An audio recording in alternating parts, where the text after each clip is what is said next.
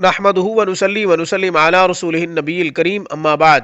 سامعین کرام، ہر شخص چاہتا ہے کہ جہنم کی آگ سے بچ جاؤں، محفوظ ہو جاؤں۔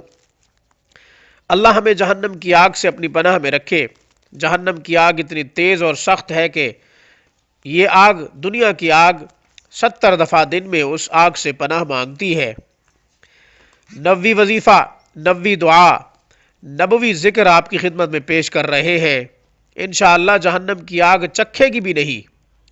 اس سے پہلے کہ ذکر آپ کو بتاؤں، اس سے پہلے کہ وظیفہ آپ کو بتاؤں، آپ ہمارے چینل کو ویڈیو کے نیچے ریڈ بٹن پہ کلک کر کے سبسکرائب کر لیجئے، تاکہ حفاظت ایمان کے وظائف، مغفرت کی دعائیں، مسنون اعمال، روحانی مسائل کا حل، ویڈیو کی صورت میں روحانی کلینک جو روزانہ کی بنیاد پہ پیش کرتا ہے، آپ کو بھی موصول ہوتے رہے، آپ زیادہ سے زیادہ مستفیض ہوتے رہے۔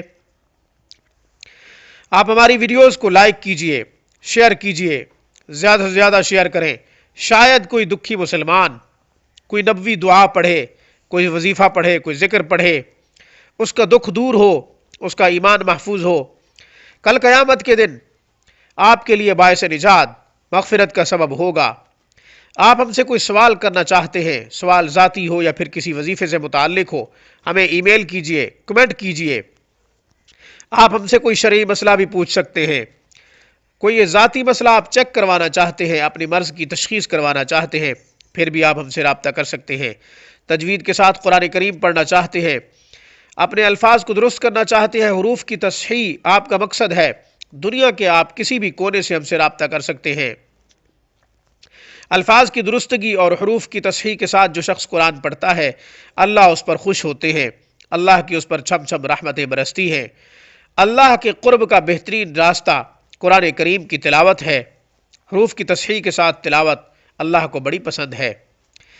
وظیفہ بڑا آسان ہے، ذکر بڑا آسان ہے۔ ترمذی شریف میں ہے، حدیث نمبر ہے 3430۔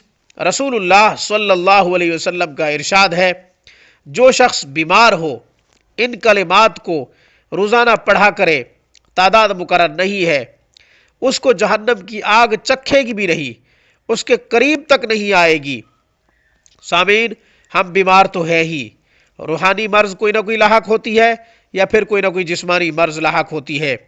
روحانی امراض مثلا تکبر، بخل، اسی طریقے سے چغل خوری، گلہ غیبت، جھوٹ، غرض، بہت سی روحانی امراض میں ہم مبتلا ہوتے ہیں۔ آپ ان کلمات کو روزانہ کی بنیاد پہ پڑھا کریں، ہر نماز کے بعد پڑھا کریں۔ وہ کلمات یہ ہے: لا الہ الا اللہ واللہ اکبر، لا الہ الا اللہ وحدہ، لا الہ الا اللہ وحدہ لا شریک لہ، لا الہ الا اللہ الملک ولہ الحمد، لا الہ الا اللہ ولا حول ولا قوة الا باللہ۔ اس پیغام کے ساتھ مجھے اجازت دیجیے کہ اللہ ہمارے ایمان کو محفوظ رکھے، خاتمہ بالخیر نصیب فرمائے۔ روحانی کلینک کی طرف سے، میری طرف سے السلام علیکم ورحمۃ اللہ وبرکاتہ۔